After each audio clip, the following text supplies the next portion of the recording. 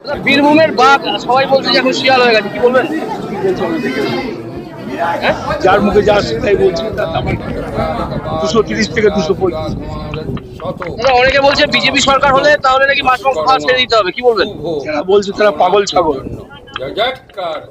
আপনি কি বলবেন দাদা বীরভূমের মানুষের জন্য? বীরভূমের মানুষ যা ছিল তাই থাকবে। বীরভূমের মানুষ মমতা ব্যানার্জি আপনার যে ক্যান্ডিডেট সে তৃতীয়বারের জন্য বিধায়িকা পদে দাঁড়িয়েছে, কি বলবেন? জিতে গেছে। কত ভোটে জিতবে দাদা?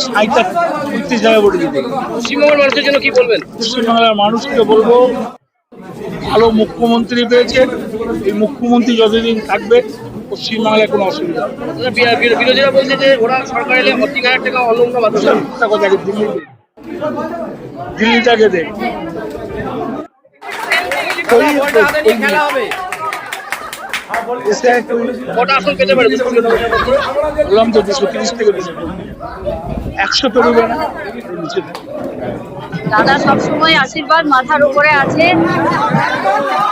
বীরভূম জিতবে 11টাতে 11টায়। সাঁইথিয়া বিধানসভা 25 থেকে 40,000 ভোটে।